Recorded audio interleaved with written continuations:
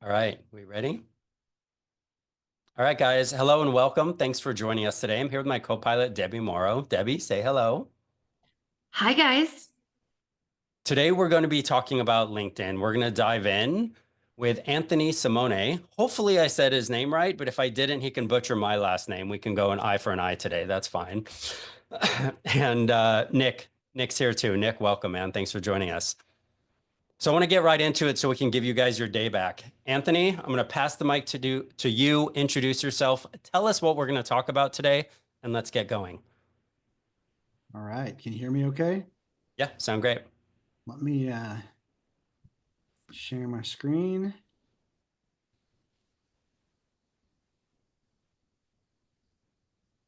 How's that? Can you see it all right? Perfect. Okay, awesome. So yeah, there's we're gonna be we're gonna be talking about a lot today in a very short period of time. And what my goal is for each of you is to really start thinking about LinkedIn from not just another social media platform, but actually a business driving platform, one where you can go and literally generate conversations, leads, all kinds of strategic referral partners. And you can do all this stuff on LinkedIn without having to pay for their advertising, which is, it's very unique in and of itself because a lot of the other platforms, while they're still great with the right strategy, a lot of them have become more pay to play. And so everything I'm going to show you today involves nothing with LinkedIn's advertising side. So you can imagine just deploying these kinds of strategies without having to do any of that advertising stuff that maybe you like doing. And if you do, you can do it over there. But I'm going to show you what we do to squeeze all the juice we can out of the platform, or as much as I can anyway here during this time we have together. So, we live in this time right now where everything's changing so fast. We got technology that's advancing at the speed of light, and with that is AI, right? AI is very exciting, but it also can feel a little bit overwhelming because we've got all this stuff coming at us. Sometimes it feels like, at least to me, that maybe you don't really know what you don't know, and you also don't know what's going to move the needle the most. And you're trying to keep up with all this stuff, and you're also trying to keep up with your daily operations, which is very challenging, right? So to me, I liken it to learning a foreign language. It's just very, very difficult. So what we also have to think about too is that we live in this time right now where it's being called a trust recession. So people are all over the place. They're just a little bit worried about what's going on in the world, with the war talk and the politics and interest rates. There's so much going on. So we find ourselves in this trust recession. And what we really need to do is focus on the fact that people are still buying and selling and investing if you happen to target investors.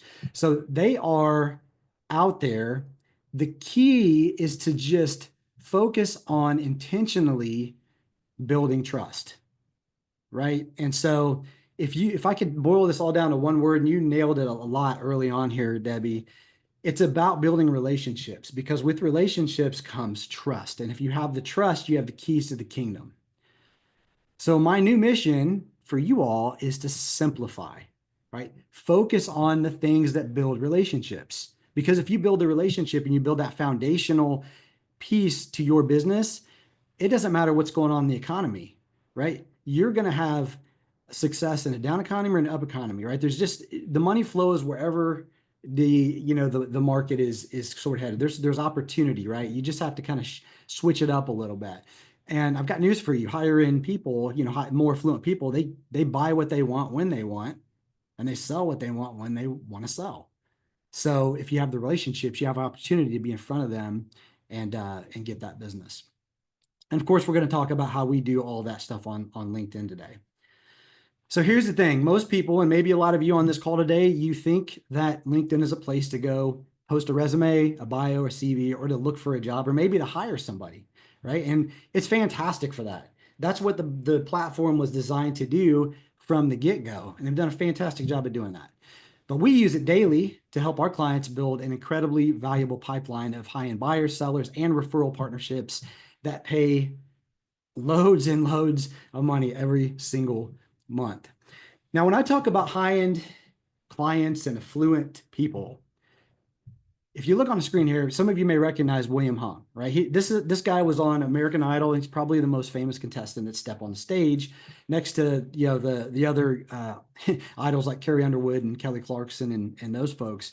But William Hung is a client of one of my clients. And you know where she got him? She got him from LinkedIn, right? So while you can't really reach these higher level folks by a lot of other means, you can catch them on LinkedIn. Now, I'm not saying you're going to go directly to all these celebrities and you're just going to like land them as clients. But what I am telling you is you could get to them way more easily. There's no gatekeepers. There's none of that stuff. You got to kind of jump through all those hoops. But there's professional athletes. And outside of these folks that are like professionals, you got professional business people of all types, all walks of life. So at the end of the day, the point here is that people with money are paying attention over on LinkedIn. Give you an example of a client of mine. This is Steven, and he raises capital for his real estate investment deals, but he just sent me a message one day and he's like, "Hey, Anthony, just want to let you know, I'm getting ready to receive $1 million wire from somebody that I, got from LinkedIn." And he's kind of being funny at the end there. It took you 10 seconds to teach me, 2 years to learn, right? So he's a funny guy, but the reason why I show you this is not because I want you to look at me and go, "Hey, this guy is fantastic." I just want you to know that there are large transactions taking place that develop from relationships that come from LinkedIn. And one of the things I want to mention to you also, I'm going to talk a lot about referral partnerships today, but Steven is really, really good at actively generating referral business. And here's how he does it. And I want you to write this down because you could use it in your business starting today. Every time you talk to a buyer, seller, past client, whatever it is, if you have a great conversation, there's 5 words that he uses. And those 5 words are, can I count on you? Can I count on you to send me any of your friends, family, colleagues, business partners that you think would be good as a client for me or for one of my deals, right? Here's the thing. We know that stuff works, but very few of us ever really do it. And very rarely do we do it consistently. But if you do that all the time and you focus on that and you're building these relationships, because we as human beings, we feel like our word means something, even though sometimes it doesn't to some people, right? But we just inherently, we believe that our word means something. So if I promise you I'm going to do something for you and I hear that enough, I'm going to eventually probably send you some business, right? Especially if you're being really cool to me and we're building a relationship. That one thing alone will probably be worth your time invested today. You just go deploy that in your business. I promise you, you do it consistently, you're going to get referral business out of it. Here's another guy, Chuck. He's a client. He's a real estate agent. At 75 years old, doesn't really have a lot of tech skills, right? I mean, I'm not saying that anybody here that's around age doesn't have tech skills. I'm just saying that you don't have to be really technically savvy to run conversations and run strategy over on LinkedIn.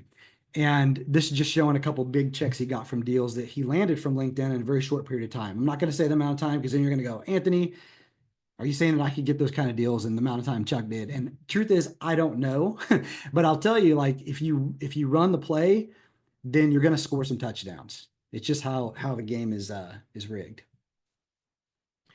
Here's another couple examples of prospects that came from LinkedIn that deployed $50,000 into a real estate deal. And then let me tell you a little bit about who I am, right? Because I think that you need to get to know me a little bit if you're going to listen and pay attention to anything that I have to say. So that's a picture of my family. And I'm a father to 2 children, Miles and Daisy. And we started a family through adoption. So both of my kids are adopted. And the reason why we did that is because I was adopted myself and it actually saved my life. So anytime that I get an opportunity to speak on a stage or speak on a webinar, I mention that because adoption is an incredible blessing for the children and for the parents that do the adopting. And for those that are interested in the economic impact, there's a huge, I'll let you do the research on your own, but there's an economic impact to adoption and foster care as well. So I'm a huge advocate for that. 17 plus years helping people in business and growing my own businesses. mainly focused on helping to increase revenue and profits and optimizing email offers, and really finding the overlooked leverage in businesses, because we all have these businesses and we always tend to focus on the new and we forget about what we already have. And so there's a way to do both. And so what I like to do is go in and find out, what is this person working with now that they're missing? And then add another layer of newness to it. So new leads, new prospects, new referral partnerships. But there's so much typically that you already have in your business that you could be actually getting a lot more out of it. And that's where the term found money partnerships came up, is because what we do with our clients is we're really looking to find the money, whether it be new or whether it be something you're sitting on right now that you're just overlooking. And we all do it, right? It's just because we're so close to our thing, sometimes we don't see what's blatantly, in front of us. And so what I'm going to teach you today is not rocket science. It's going to be very simple for you to wrap your mind around for the most part.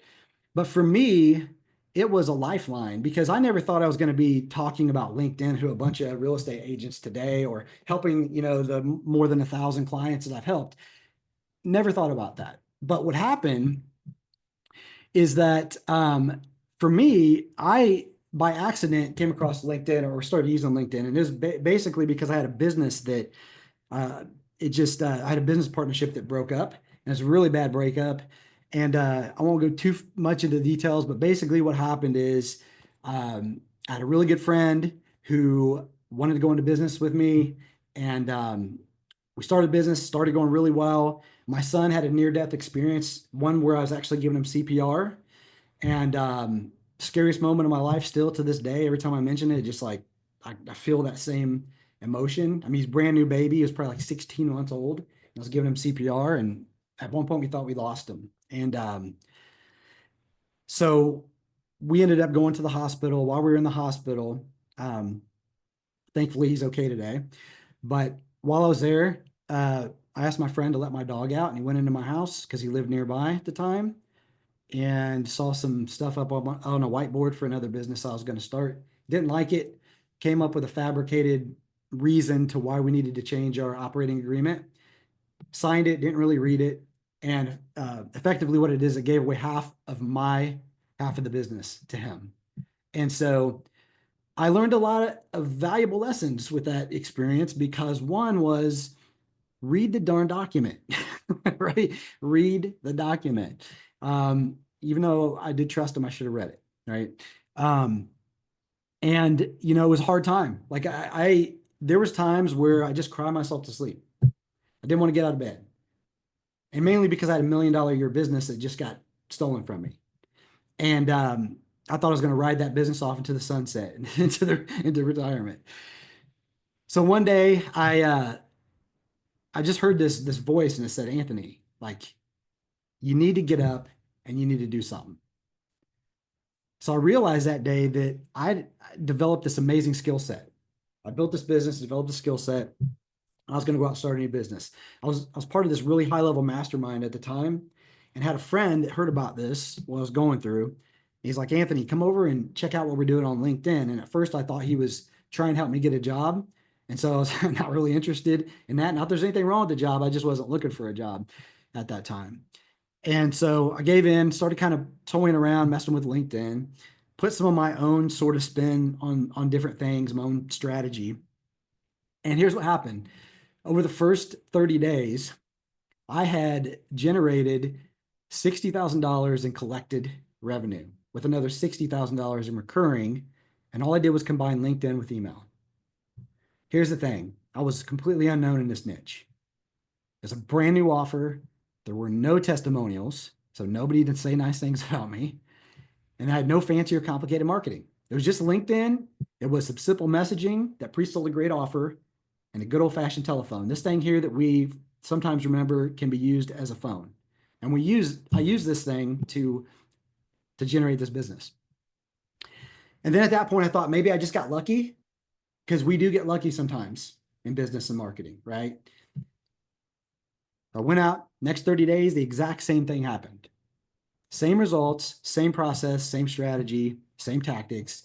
And then at that point, I knew I had something that was duplicatable. And of course, when you have something like that, it's not long before people start asking you what you're doing. And so that was the point when I started helping other people leverage this platform. And then here's why it's so powerful. And I want you to really kind of let this sink in, because you can't really ignore LinkedIn anymore, because it's either you're going to take advantage of it or a competitor's going to take advantage of it in your market. And it's better to be you than them, right? So last year, LinkedIn surpassed 1 billion users, and you can see that growth trajectory. It's very steep. And so many more people are going over to LinkedIn. They're flocking to LinkedIn, but very few people are understanding how to actually leverage it to build a business. But that just means your people are over there. Out of that billion, 220 million are in the United States. And that's huge, right? People searching for LinkedIn, again, over the past decade or so, 295% increase, people searching for LinkedIn. So people understand that LinkedIn is now, it's a thing, right? They're going there for solutions. They're going there to network. A lot of fantastic things are happening over there. Here's some more stats that are really important to kind of understand. And that's because if you're going to be doing online marketing, this is a stat from HubSpot, the top one there.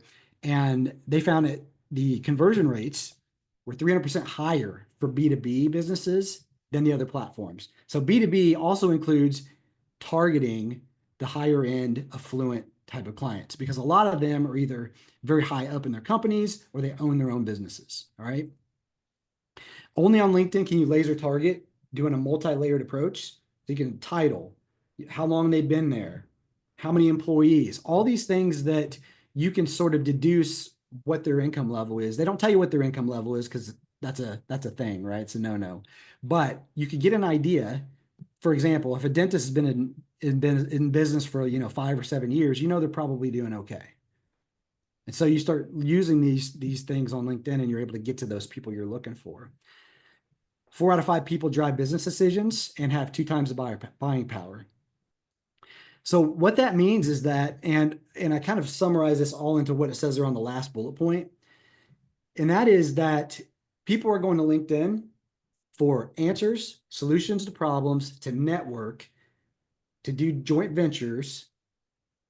And because of that, 73% of buyers are more likely to consider a brand if a salesperson reaches via LinkedIn. So what that means to you is that there is inherent trust built on LinkedIn. They've done a fantastic job of making people trust the platform. So what you can do, and what we do all the time, ourselves and our clients, is we borrow some of that trust and put it over on our side of the table. And when you can do that, it makes your total sort of your ecosystem, as you take people through them getting to know you and marketing and educating them, it makes it way, way more powerful. And speaking of higher net worth individuals, over on LinkedIn, they've got 2 times more connections than the average user, and they check their email 84% more often. So this is what I was saying earlier. They're probably not going to check their other messages as much as they would unless it's like email. But on LinkedIn, they're there, they're active, and they're engaging. So as long as you approach them the right way, as long as you're doing the right things, you can't help but to get new leads, new opportunities, conversations, all that great stuff you're looking to create. This is just another fact that I found interesting, in that 71% of these higher net worth individuals are not yet connected to a financial advisor or a wealth manager. So the reason I show this is because this sort of is the same thing for the overall, like how many people are producing content on LinkedIn consistently. It's like 1% or something like that. So if you produce any content right now and you're posting it to Facebook, you're posting it to Instagram, that's great. Go over and post it to LinkedIn too, because you're going to actually stand out over on LinkedIn a lot more than you will, or a lot easier. I won't say a lot more because I don't know what you're doing right now and where you're at, but it's easier to stand out over on LinkedIn.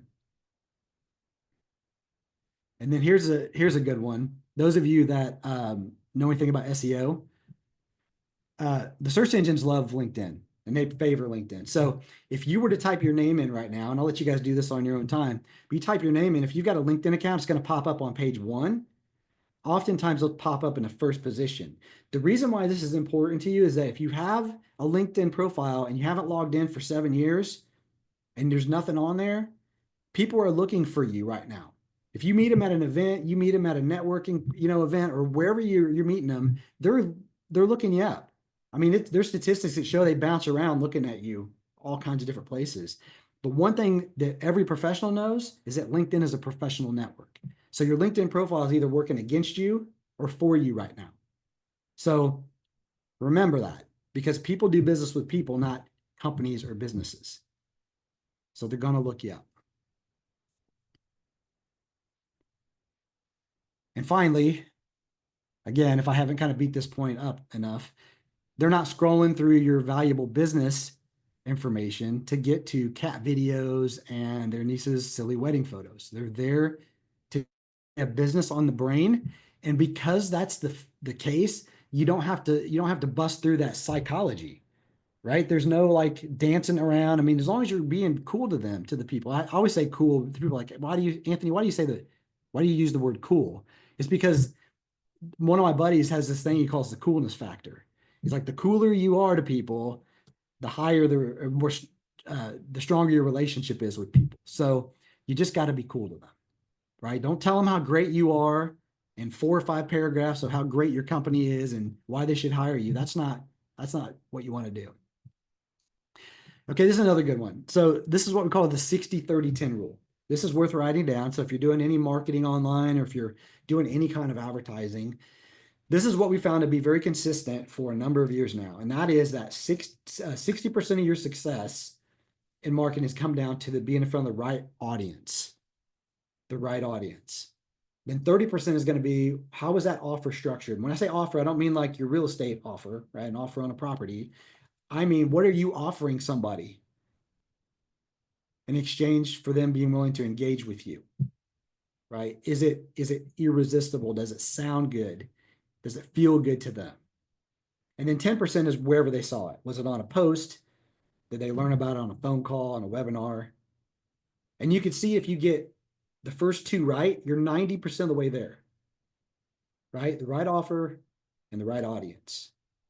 So again, this is like if you're giving away something in your marketing, maybe you're giving them what's called a lead magnet. And I don't know, Ray, if you guys talk about that kind of stuff, but I'm sure you do. This is what this applies to, this kind of stuff.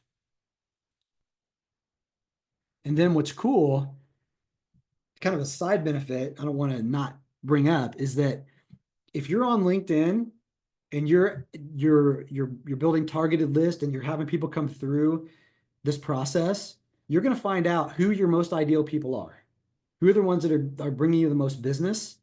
Then you could take that list of people and you could take it and bring it over to Facebook or somewhere else where you might be buying advertising and do similar audiences or match those audiences. That way you don't have to pay for all the data up front and you don't have to wait for the pixel to learn who you're trying to target, right? Because that costs you money. And so what happens is if you run LinkedIn and then you take that stuff over to these other platforms, you're going to save and get a better ROI across all your marketing efforts. So there are 4 key components to win with LinkedIn. So the first one's going to be the foundational piece, and that is going to be to optimize your profile.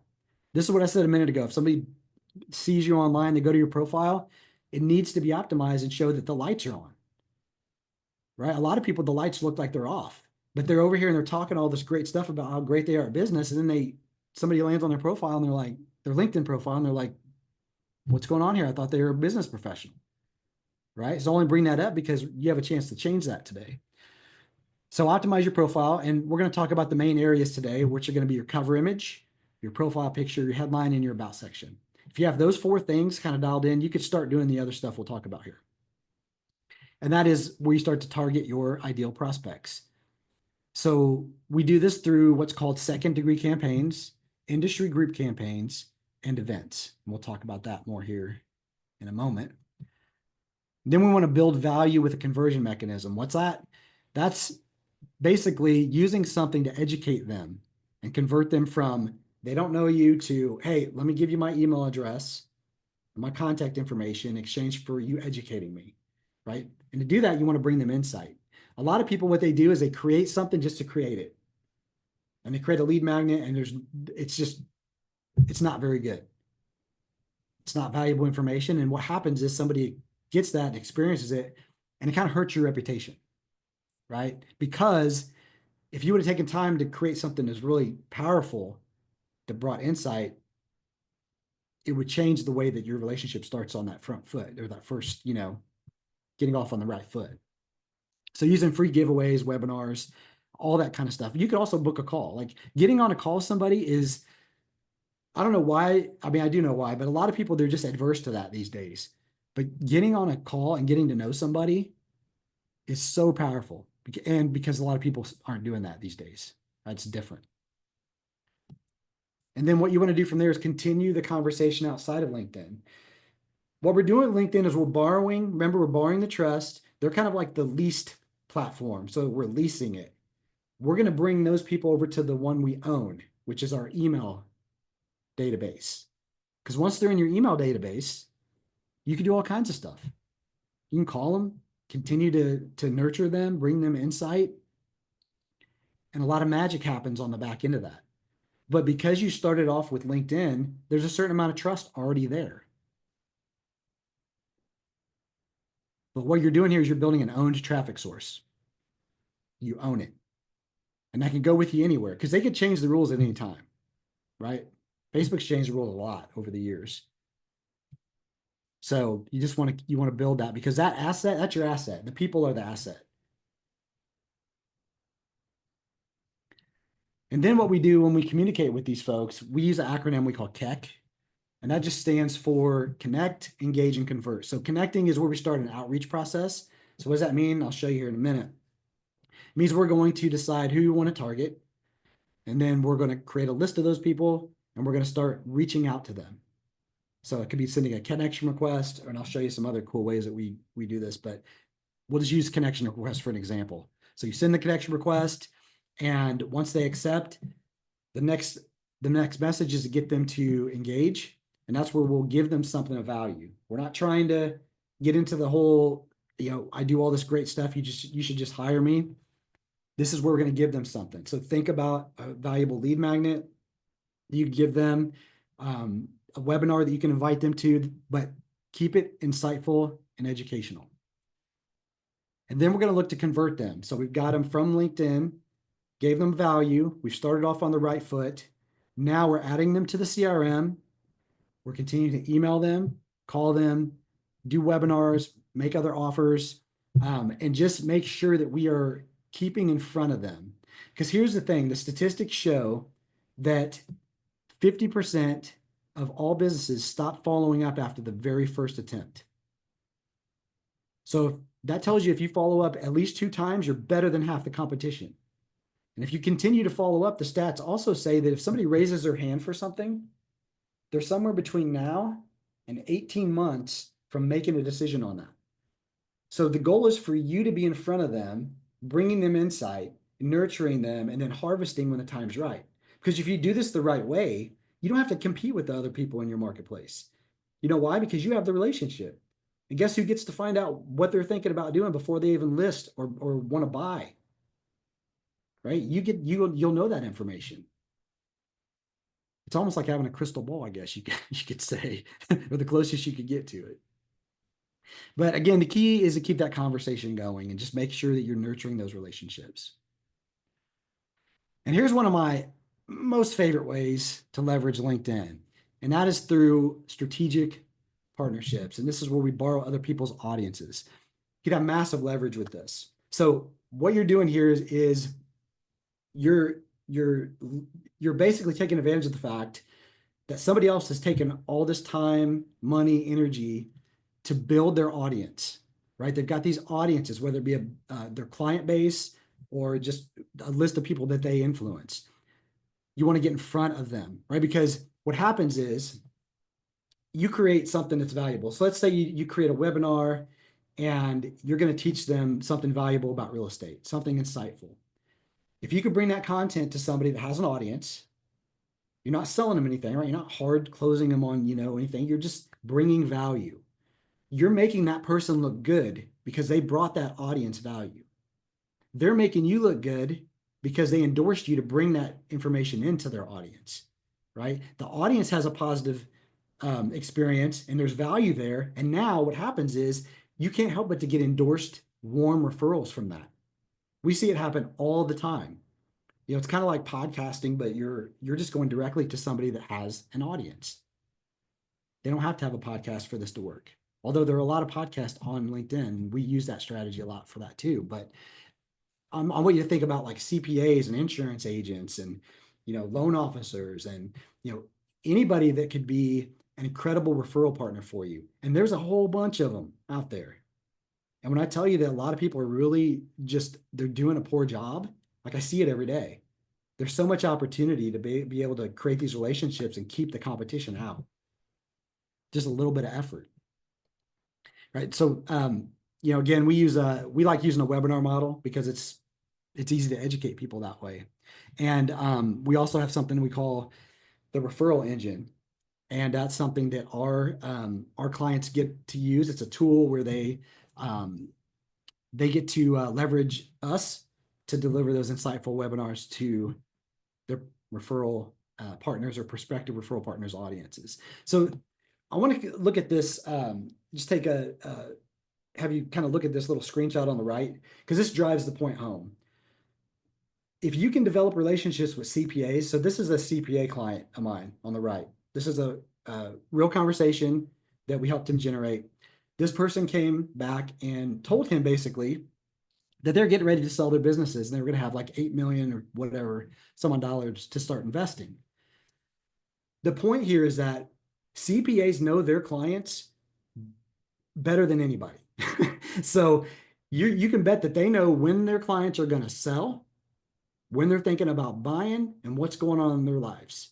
So if you can imagine you becoming the agent of choice for that CPA, that one relationship could change your business in an incredible way. So it's worth working to develop those types of things. Here's an example of what I mean by the referral engine. This is why it's so powerful. What we do is we co-brand webinars with our clients so they can use them to bring value to their prospects, their existing clients, their existing referral partners, and even prospective referral partners. But it's all insightful information that helps them in their businesses. So it has nothing to do with your business. So if you can imagine, most people, most agents, anybody, agents, CPAs, or whatever, they're always talking about their service or something that has to do with their service. This allows you to actually help the audience, your prospects, your people, make their business, build their businesses and make their lives better with valuable information. So what we do is we co-brand these webinars, we deliver them. So you can imagine, like, you know, the example on the screen is, you know, just teaching 12 simple shifts that will bring more efficiency, revenues, and profits into your business in 2025.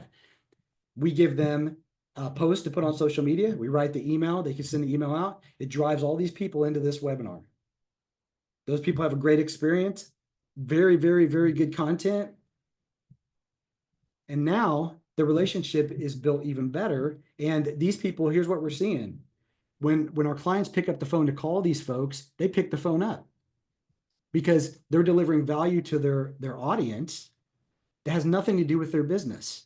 And so that law of reciprocation, I mean, it is at work here so powerfully. It's kind of like, you know, when you go to Costco on the weekend, at least this happens to me, and you got the ladies that are giving out the free samples.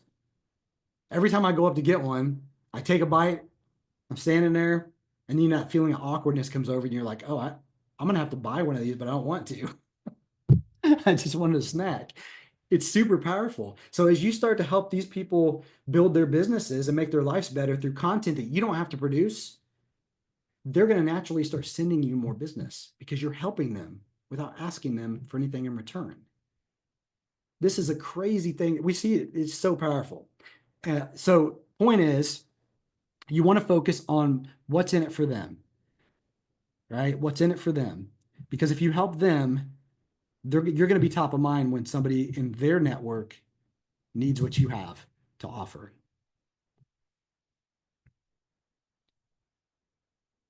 This is a few examples of conversations that they came from exactly what we're talking about.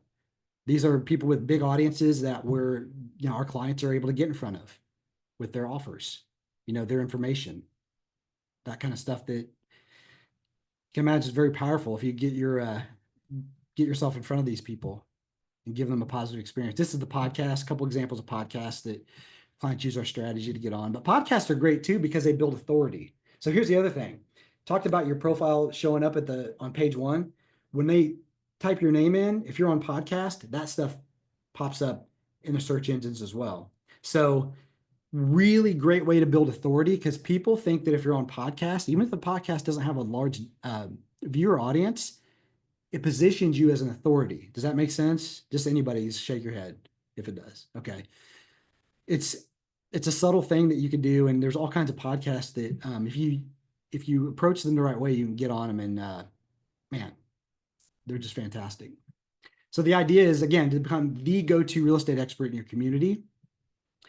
And you can do this by starting to build those relationships, and then make sure you're delivering value, right? So you want to be like a lot of people that are just taking. You want to build value and give value to those strategic partners, and getting more of them coming to you from LinkedIn. And when I say they're going to start sending you a consistent stream of referrals, if you do this consistently, that is going to happen for you. It's all based on relationships. Again, I mentioned this earlier, but one of the best things you could do is know that somebody is thinking about selling or buying before everybody else. And the way you do that is to have the relationship, because they will bypass your competitors and come to you. Again, relationships, if I haven't said that enough. It's about the relationship, please.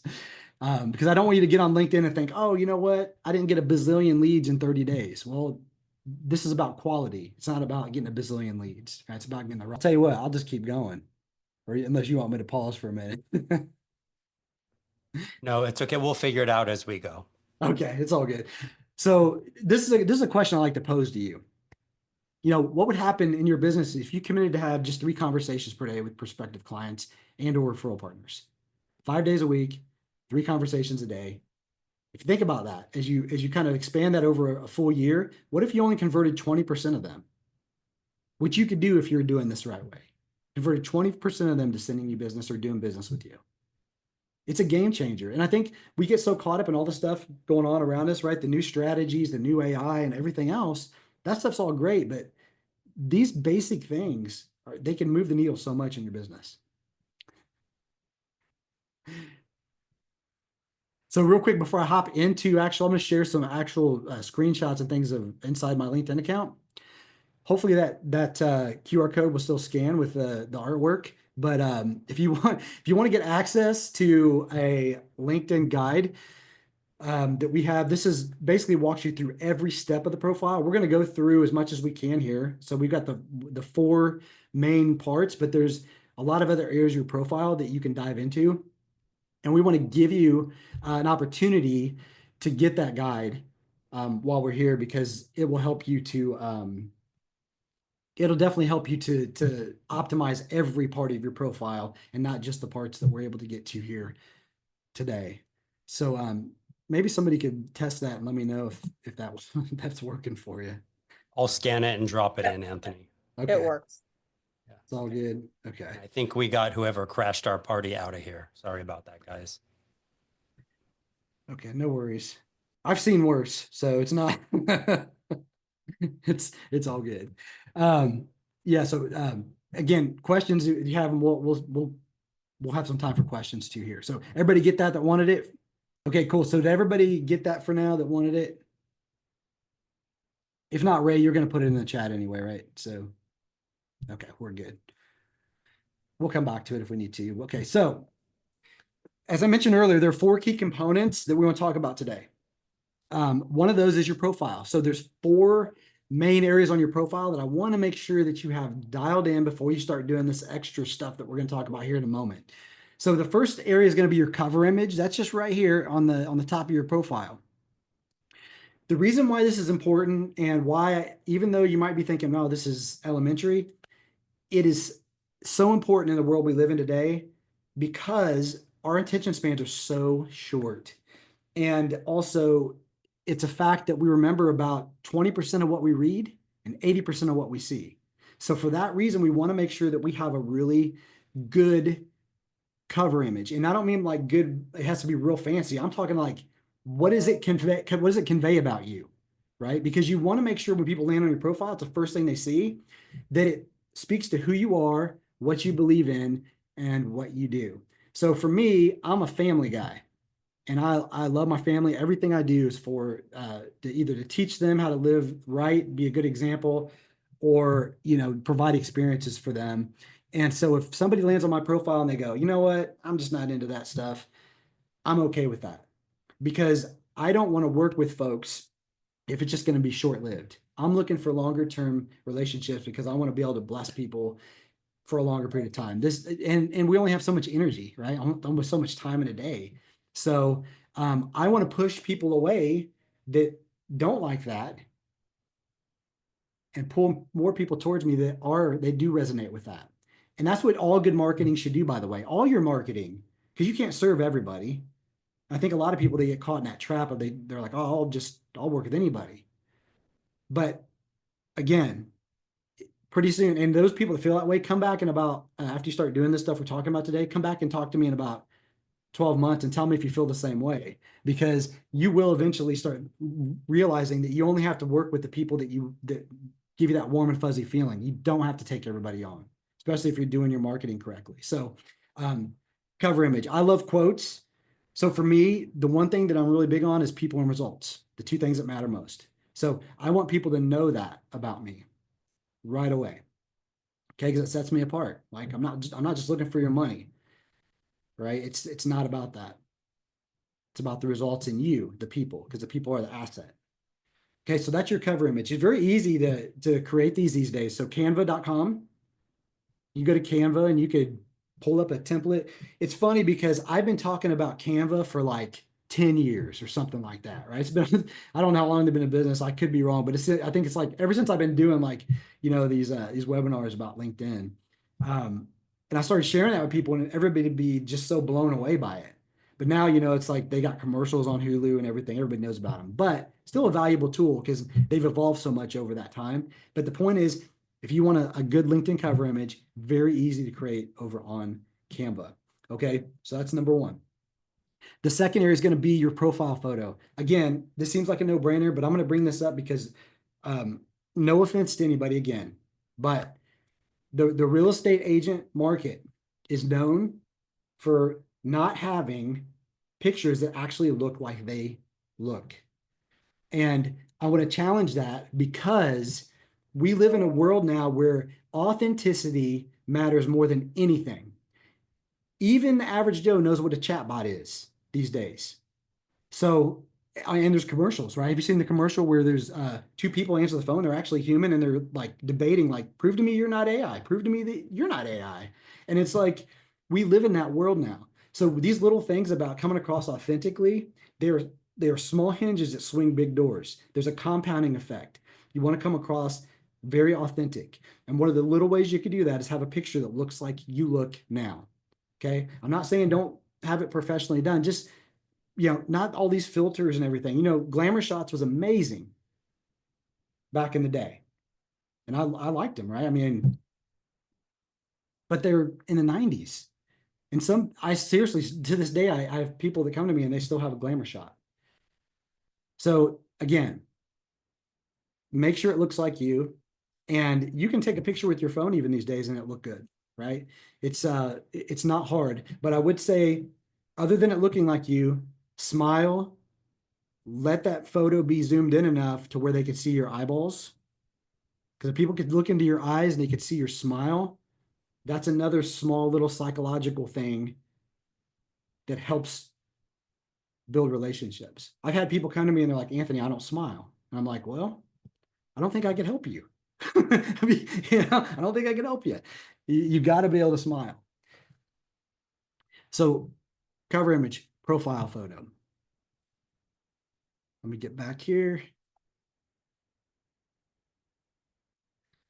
The next thing is your headline. That's this area right here. So a lot of people, they just say, I'm a real estate agent, and I help buyers and sellers.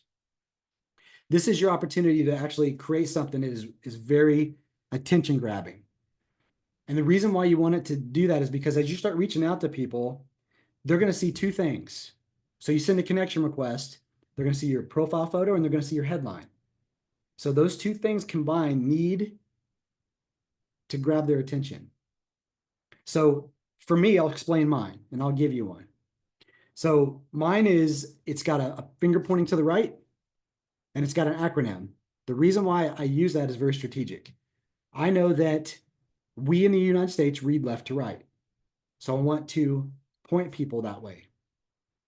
And then I also know that acronyms catch our eyes, right? They catch our attention. So I start off with CGO, Chief Giving Officer. And then I go into investor, loving dad, and adoption advocate. And then I get into what I know they want most. What does my audience want? They want a unique process that attracts, wins, and retains the right prospects while increasing referrals consistently and predictably. And then I have a call to action, see below. I use the emojis very kind of sparingly. I would suggest you do the same. Use them because they increase readership. But if you overuse them, like we've probably all seen those emails we receive and there's like 45 or 50 of them, that kills the message. And it's way too distracting. If you do that, my apologies, but I would just tell you, I highly suggest, making a little bit of a shift out of that. If you do, use them sparingly. So if we're thinking about you as an agent wanting to attract more of that high-end buyer and seller, one of the ways you might do this, and I was just thinking about this before the call here for you. So one of the examples could be like an acronym LRS, right? Luxury Real Estate Specialist. Helping affluent buyers and sellers find exceptional properties and get the best deals. See below. Now you can play around with that and kind of massage it and change it, but I want to give you, that's a framework, right? Start thinking along those lines. Now, the other thing that I would encourage you to do is maybe personalize it a little bit. So you could put like one comes to mind right now, like one of my clients loves Jeeps. So Jeep enthusiast. So we mix that into his headline because again, it shows that yes, we're here to do business, but also I can, there is a little bit of a personal element there.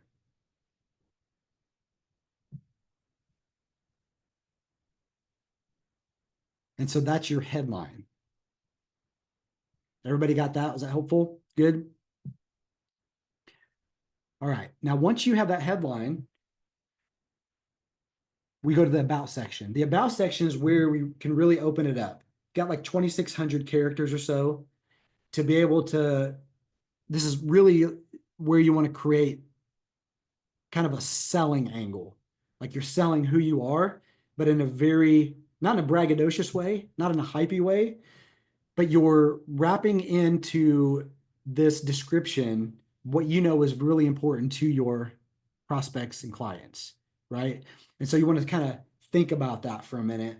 And I give you an example here because I want you to sort of see the structure of it. There's a few things you'll notice, and they follow the kind of like copywriting best practices. And there's a lot of space. First of all, there's a lot of space, a lot of white space. There's shorter sentences. This is proven to increase readership. So you want to do that. The other thing that you'll notice is I start off with something that I know everybody thinks about. Like if I were to say, hey, Debbie, how have you been? You probably more times than not would say, man, I've been busy. Right? Oh, I've been so busy. So I want to address that right up front. Hey, I know you're busy, so I'll give you the short version of what I do, 120 seconds or less, if that's okay. And I'll leave a question mark there because I know as human beings, our brains it's hard for us to ignore questions. So all of my copy is not always grammatically correct, but it's there for a reason to generate a response. So for you want to think about, this is a good way to kind of frame it. This about section to say, here's who I am and what I've got. Here's what it will do for you. Here's what I want you to do next. So there's a call to action. The call to action, you want to make sure like that you mention either reach out to connect with me or send me a message and let's connect. Because the last thing you want to do with these busy professionals is get them to take this time to scroll and to learn more about you. And then they think in their head, I'll come back later and do it. Because later always equals never. Right? So don't leave it to them. Make sure you remind them, make it simple. Because here's at the end of the day, all of the stuff I'm telling you to do, all of it is just trying to get their permission to spend a little more time with you. Because you want to know why? Nobody will first give you their money before they give you their time. So this is all about, again, getting that relationship, getting that trust. So if you look at mine, you can go to my LinkedIn profile and all that stuff if you want, but there's a structure here. And you could take this structure and you could kind of plug your own version in as well. We actually review these things for our clients, but I think you guys get the gist of it. Now, once you have those things dialed in, you've built the foundation. Here's where we start reaching out. This is how we do this. So I've put a couple examples here together for you to illustrate this. So this is if we were searching for CEOs. So this is the free version of search on LinkedIn. This isn't Sales Navigator. Sales Navigator is another tool that's owned by LinkedIn, and it's a great tool, but allows you to search at putting more selects in, like honing in your search a little bit more, or a lot more actually. But this right here can get you started. So if you look at this search field on the top left here where it says CEO, all I did was type in CEO and I clicked on people, and this shows you how many CEOs are on the platform across the entire platform. So 10,500,000, a whole bunch of them, right? So then I go, well, I don't need people over on that side of the world. I just need people in my own backyard. So now I did the same search for CEO, but I selected Austin, Texas. That's where I live. So Austin, Texas, there's 27,000 of them. So if you can imagine, like, it doesn't take a whole lot of them to make a difference in your business, right? Because remember, you get them as a client, and then if you're doing a good job, you're going to get referrals out of it, right? Because we talked about that. So there's a tremendous opportunity for that. Now, that's just for the CEOs. You could search for dentists, you could search for chiropractors, you could search for pilots, you could search for, I mean, there's all kinds of people. If they're on LinkedIn, this strategy will work for them. And chances are whoever you're targeting is on LinkedIn. So the one on the right for CPAs, the reason why I brought that up is because I want you to understand, again, this is, when we talk about referral partners, a good referral partner can move your business like nothing else. I mean, it is incredible what I've seen it do. And so if you looked at CPAs, same thing. Typed in CPA across the entire network, 540,000 of them. That's a lot. Again, well, what about my own backyard? Okay, there's 2,400 of them, right? And again, it doesn't take but, a handful to make a crazy impact in the business. You just have to build that relationship, and you can do it by doing what I just told you a little bit ago. You can bring value to them and their audience, right? You can, leverage what we do to bring value to them. I mean, it's a very powerful strategy. Then that's just the first way to search for them. The next thing that we do is we look at groups. There are a ton of groups on LinkedIn. So this is how we kind of even expand your reach. Is now we started reaching out to people in those ways that I just showed you, right? Just simple search, direct search. Now we go to groups. So we type in CEO and we look at groups. So 7,500 groups with CEOs. And you can look at that top one there. It says 341,000 members, right? You look over to the right, the CPA groups, same thing. Lots of groups with a whole lot of people. Here's the reason why this is important. Once you click to join into those groups, they accept you. Now, when you go into that group, if you go over here to the right side and click show all, it opens up all the members in the group. Now, here's the difference between the method I just showed you, where you directly search for them, the CEOs and CPAs, and going to the groups. The first one, you have to send a connection request. They have to accept it in order for you to start a conversation. In the groups, you don't have to have them connect with you. You can click the message button and send them a message right now. That means they don't have to accept you first. And what's beautiful about that is you have instant synergy because you're in the same group. So what do you think we send out that first message? It's not, hey, it'd be great to connect with you. It's, hey, I see we're both part of this, whatever the name of the group is, right? We may have some synergies. Again, just simple things like that. But this is a way to really expand your reach, because most people think that you can only reach out to 20 people a day on LinkedIn and to connect with them. That's what LinkedIn has sort of made people believe. But I'm going to show you, that's connection request. And then you have the group strategy here that I'm showing you. But then I'm going to show you here momentarily a strategy on somebody I know on the inside of LinkedIn on how to get up to 45 connection requests per day. So I'll show you how to more than double that. All right. Before we get to that part, this is Sales Navigator. This is a peek inside my Sales Navigator account. So just wanted to show you just a simple example of what you can do. So you saw the first search, very simple. Type in the name or the CEO or CPA. You could type in you can select the different geography. But here in Sales Navigator, now you can dig deeper. You could look for time they've been on the job, years of experience, any groups that they're in. So let's say that this is an example of, let's say we wanted to target CEOs that were interested in real estate. Well, we put the CEO parameters in. Now we go to the groups that we're part of. And now we can generate a search with those parameters. So CEOs that are in that group, so they're likely to be interested in real estate if they're a part of that group, right? But you can do all kinds of different stuff like that. There's so many things you can do with Sales Navigator that, I mean, we're just barely scratching the surface on that. But what's great about this is that you create this list, and those parameters live inside of Sales Navigator, so that as new people qualify for that, LinkedIn automatically adds them to that list. So as you're going in every day and you're kind of doing messaging and conversing and that kind of stuff, they've already put them in that list for you, and you just have to go in and do your thing.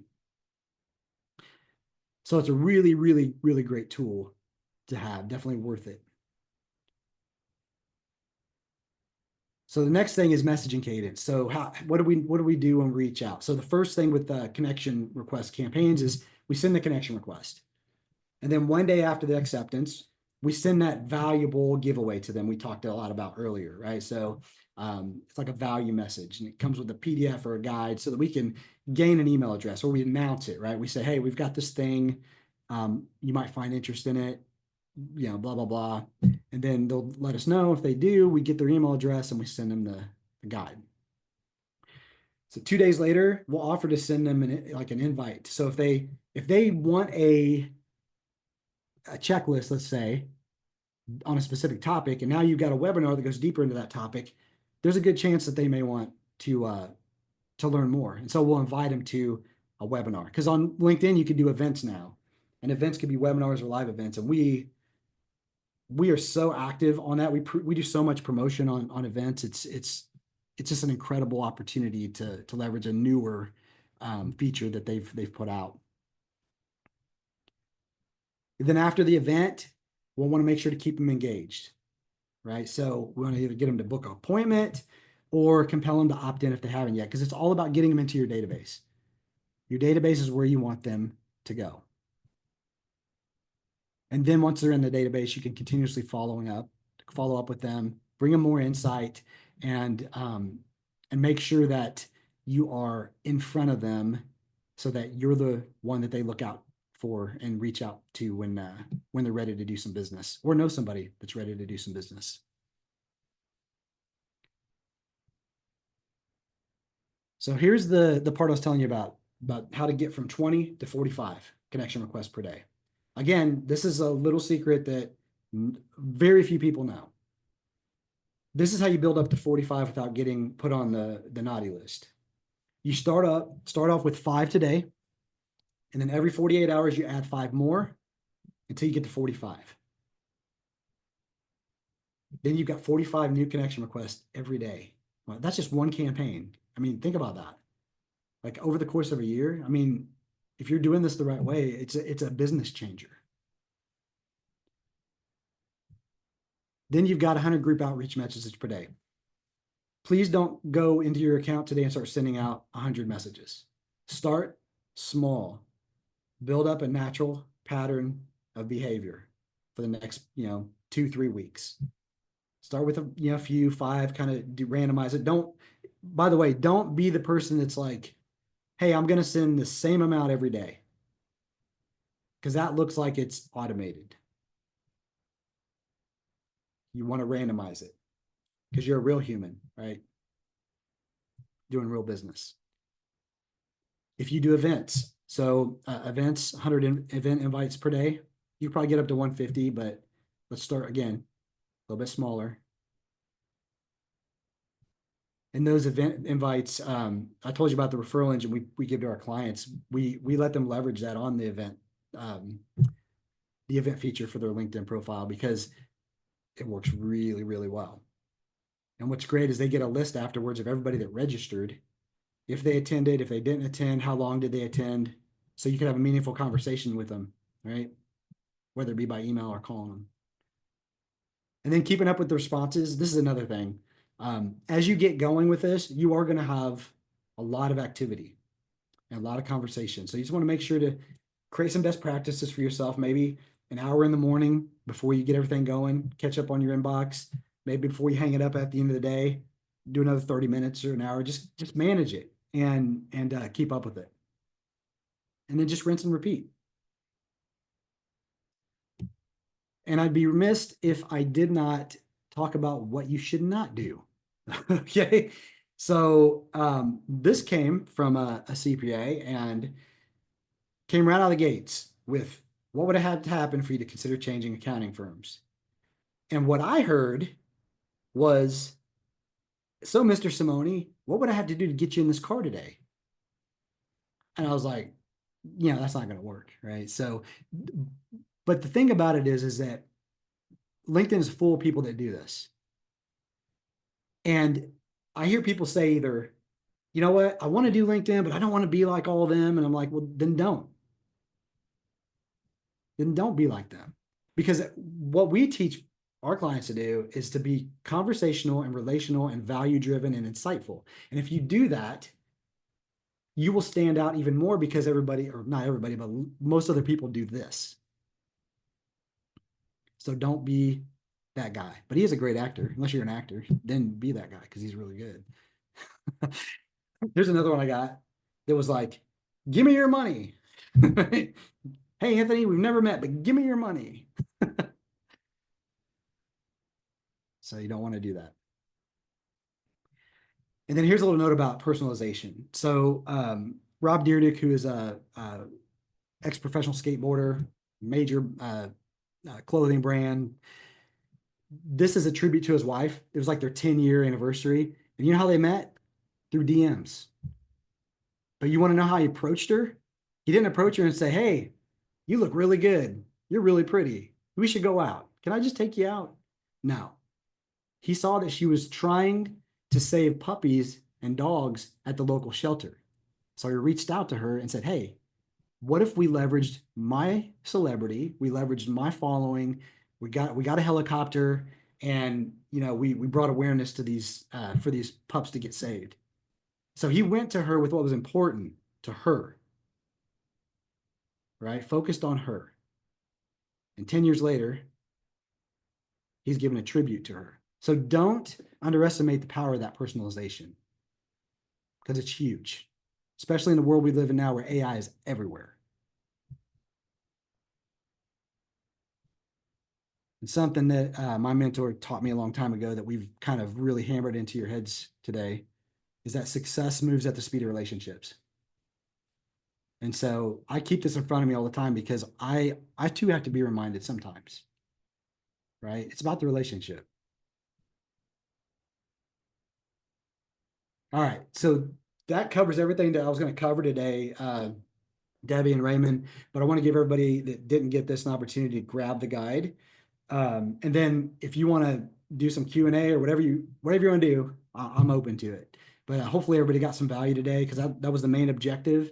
I didn't want anybody to walk away from here going, why did I attend that webinar? I always wanted to make sure people walk away and go, you know what? That was a good investment of time.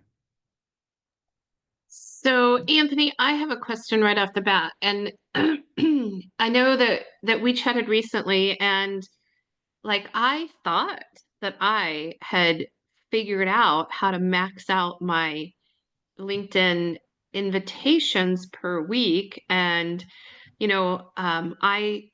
I do it. I'm very consistent. I do it every single Monday and send out my 200. I'm probably at 150 so far today. But like if I do 45 a day, that's more than 200 for the week. So how do I do that? So what you're doing right now is you're kind of riding on the waiting for them to kind of tell you you've hit your limit, right?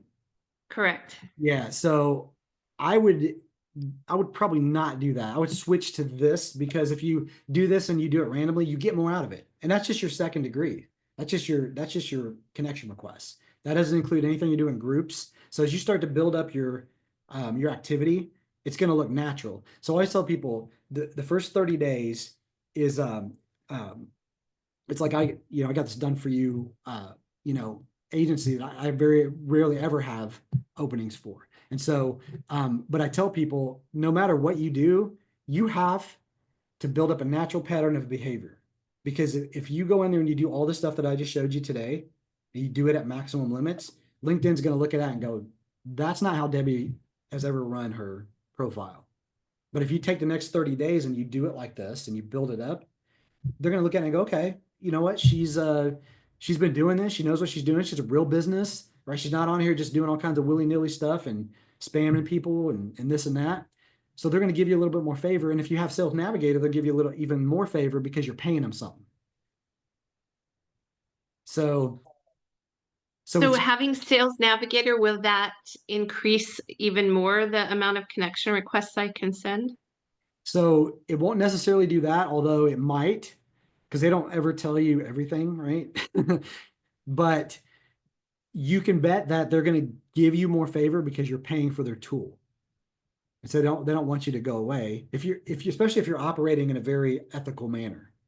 So if you're not doing the other stuff that you saw me give examples of, you'll be okay. So you'll probably get away with a little bit more. So instead of 100, you might get up to 150 messages per day in a group instead of like 100 or 120 or something like that. Gotcha. Okay, so one more question, not from me, but from someone who put it in the chat, and then I'll turn it over to the people who have their hands up. They said, can Anthony speak about the difference in leveraging a personal LinkedIn profile versus a company profile? Yeah, that's a good question.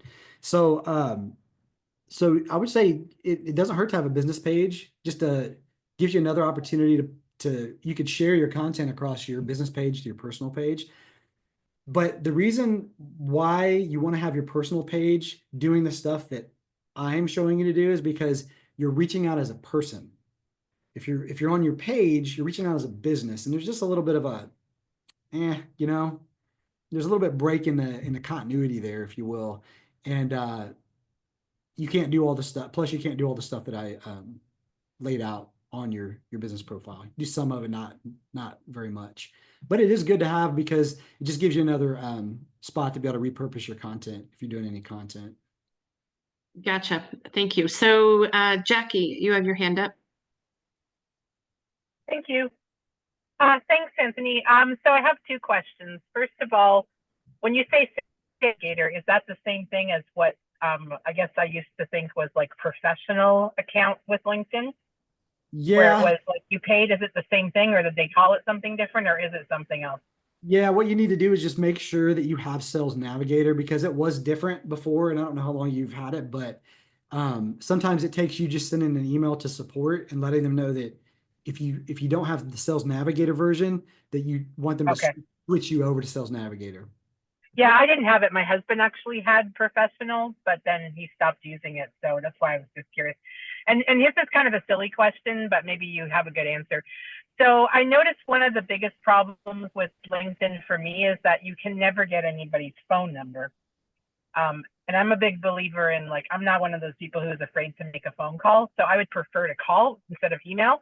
But like whenever I look somebody up on LinkedIn, you can never find their phone number in the contact information. And I'm wondering if there's a way around that, or is that just something that they don't do in LinkedIn? Yeah, so some people do have that information on their profile. Many do not, but if you are interacting with people, then a lot of times you can just ask them for a phone number, they'll give it to you, especially if they have a good conversation. Like it's so crazy to think about, but we almost like trick ourselves and thinking we got to be too cute with our messaging. And sometimes it's just a matter of, hey, you know what?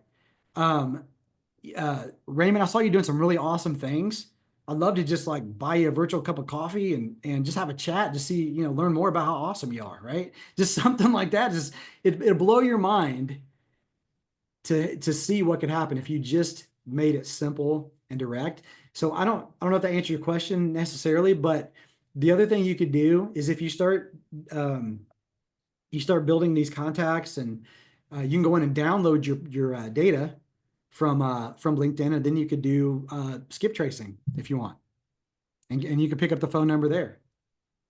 Anthony, I don't know if this is helpful or not, but I have found that if I'm not connected to them, I can't see their information. But once I am connected with them, it opens a whole different amount of information behind it. So Yeah, that is true. And also there is what LinkedIn did a while back is, because of the whole data breaching and all that kind of stuff that we've seen over the years, is they don't have it turned on automatically to show their email address and that. So they have to go in and switch that on. But I always tell people to do it because, I mean, what's the worst thing that can happen? Somebody calls you and you just block them if you didn't have a good experience, or they email you and you just like unsubscribe. I mean, it's very simple, right? But we're there to do business. And most times if you're running the play, like we are, it's going to be well worth it to have a few of those kind of people. Yeah, it always amazes me, like, especially with realtors, that they don't have their email or their phone number. Like, why? But no, it's interesting. Maybe it's just because of the way I'm approaching it. I'm not connected, so I'm not seeing it. I'll often go there to search somebody originally when they've connected somewhere else to try to get the phone number, but it's probably not the best course of action. So thank you. But I think I love that you're not afraid to pick up the phone and call. I mean, that's huge advantage for layering that onto this play. So good work. excellent. Yeah. Trina. Anthony, do you recommend using LinkedIn? I guess kind of more like we currently use Facebook and Instagram, because a lot of my stuff does get posted. It gets cross-posted to both. Some of it's automatic and some of it I do, but sometimes I'm hesitant trying to keep it more professional. And this is coming from me using LinkedIn for years and years as a healthcare executive turned realtor. So sometimes I have that hesitancy, but a lot of my connections, I have a ton of physician connections, especially locally. So I want to be able to leverage that as well as some of my other business. Yeah. So I would say that's another thing that people like you want to be professional, but you want to be you, right? So if you're going to build a relationship with somebody and you're not acting, how would you act if you're just have a coffee with that friend, right? Now, I'm not talking like a college sorority friend, but that you're gonna. But I'm talking about if you create a relationship with somebody, like you're gonna act how you act, right? It's not gonna be a paradigm shift of, you're not gonna have like a different personality. So you don't want to be too far off of trying to be too professional, because then it defeats the purpose. You want to come across as who you are. Now that being said, like on Instagram, they're doing lots of videos, right? Like lots of shorts. Traditionally, that wasn't LinkedIn, but now LinkedIn is trying to get more people to do those kinds of videos. So you could, right now, because it's early on, you could probably get a lot more exposure by doing that. So that's something for everybody here to consider. And I'm glad you asked that question, Trina, because that is a thing. Perfect. Thank you. You're welcome. Mark, Yeah, no questions really, just more comments. I've been a LinkedIn guy forever. In fact, I once got an email from LinkedIn that I was one of their first 1 million customers, which still amazes me. But anyways, I have been a premium member for years, and there's some added benefits to that, such as you can actually, and feel free, anyone can connect with me. I sent out a bunch of requests to connect a bunch of you during this session. But which was great, by the way, Anthony. With the premiums, you can actually add your website, visit my website. You can do more things. I don't know if this is a premium thing, but one of the things I tend to do, and it's more in my network, is if you go into your network, you can catch up with people, job changes, birthdays, all that sort of stuff. That's that personal connection. I do that almost on a daily basis to my network, which is quite large and global, actually, not just local to the Boston area. So I tend to use it more as a referral tool nationally and globally than I do locally. If I'm locally, it's more Facebook and Instagram and all that sort of stuff. But a great tool, and I've been using it for years. So thank you, Anthony. Great job. Yeah, appreciate you, man. Thank you for the kind words. I'm glad you got value, and good. Those are good suggestions. Yeah, it's funny because when I was talking with you, Debbie, the other day, that message came across. It was like, what was it? What'd they say? Was it like congratulating you or something on the? yeah, 1 year anniversary at Epic. Yeah.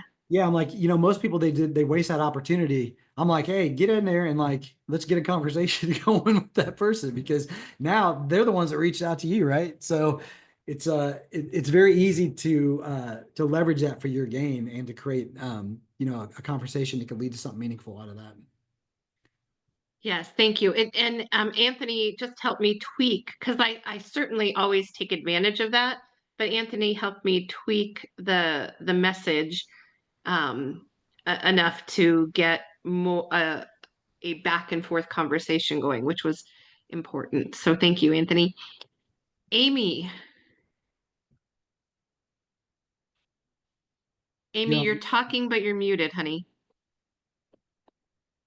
All right, I got it. Thank you. Yeah, I just had a question. Thank you so much for this. This was really good.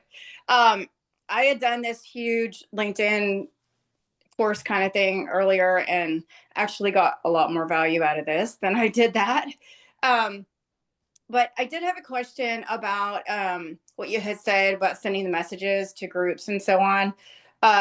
Like with your downloadable lead magnet. Is that considered spammy if we do that? I don't know. Like, I'm not sure how, like, where that line is, as far as, how much should we be doing that, versus just kind of naturally let something evolve. Yeah, so I would not just go into that group and post and put a link. I would, over time. So here's what I do. I would deliver always think about value. What kind of insight can you bring to that group? And if it's a group that doesn't have a bunch of agents in it, I mean, even better, right? You can go to that group owner and just say, hey, this is what I plan to do. I just want to bring some insight to the group and maybe help you, bring some juice over to your side of the table for, allowing me to post some stuff in here. And then sometimes those types of conversations lead to like joint venture deals and, them becoming a referral part. I mean, you just never know where they're going to go, but there's opportunity to converse and build relationships with a group owner. Sometimes those people this is crazy, but sometimes those people want to sell groups. Like maybe they're not active and like the admin or the owner's not active anymore. A lot of times you go and buy those groups for pennies on the dollar, and then you own the group. Right. And you can do whatever you want in the group, but that's a strategy and lesson and and everything for another day. Because there's so many things that like I said, we're just kind of scratching the surface. But for the question that you asked, I would always to raise their hand for it. So there's a strategy that we use and we teach in our group about hand raising, getting somebody to raise their hand for something that we want to give them.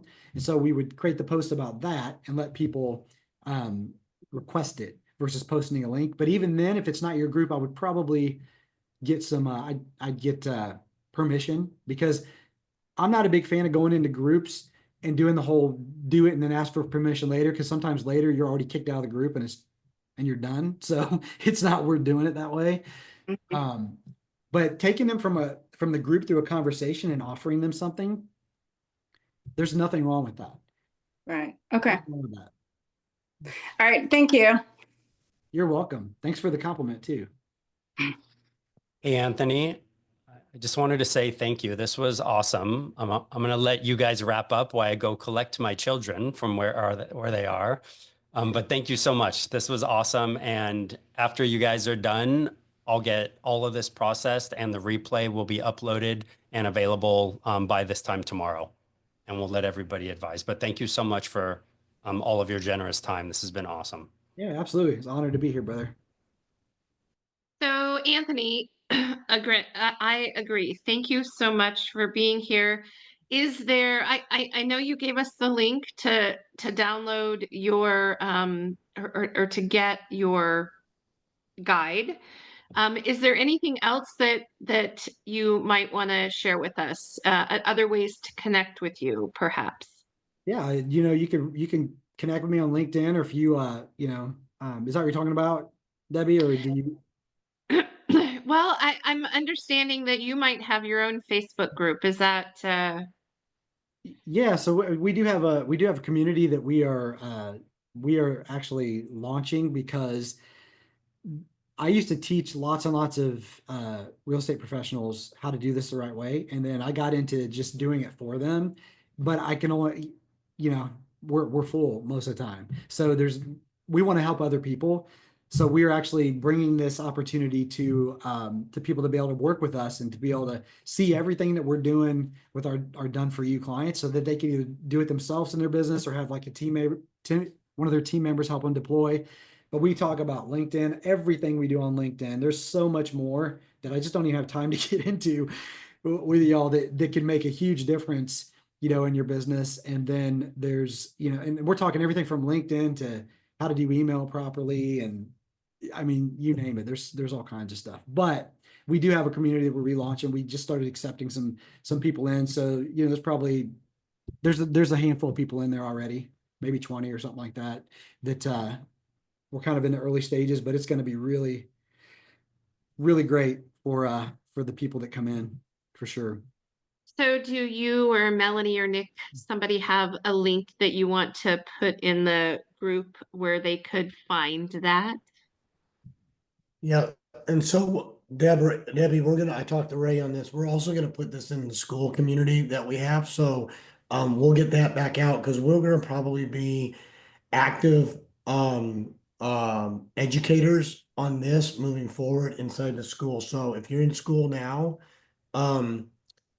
look at the calendar. We'll start adding stuff as we move forward. And if you're not in school, Debbie, do you have the link for the school community? I do. Well, you'll have to give me a minute to find it, because that Ray usually handles all the school stuff. I might be able to So find it too. So, but yeah, so we're all about education first. This stuff is a phenomenal opportunity to, literally triple listings. If you understand how to do it, how to raise private money, if you're a real estate investor, right? For your projects or whatever it might be. So it's more than just, it doesn't matter what hat you're wearing inside the real estate world. It's all very applicable once you understand what it is. And I think people that get the guide will see tremendous value in the guide. And then for those that really want to, grow their business and expand it and use it for lead generation opportunities, what Anthony teaches inside the small group community is really invaluable. Excellent. Thank you. I did drop the link for the school group in there, and I dropped the link for to subscribe to our YouTube channel. So you'll be able to find the replay of this on both of those places. So, all right, you guys, thank you so much, everyone, for hanging out with us here today. Thank you, Anthony, for sharing your genius in how this works. We truly appreciate your time. And you guys, will see you next time. Don't forget, virtual coffee on Thursday. If you haven't been to it, make sure you register. It is, again, where we build relationships on Thursday morning. And I'm going to drop that link next in the chat. And I have a hard time talking and typing at the same time. My mouth wants to say what my fingers are typing. So let's see if I got that right. I think I did. So that's the link to register for our virtual coffee. All right, you guys, thank you so much. We'll see you in a few days if you join the virtual coffee. See you, everybody.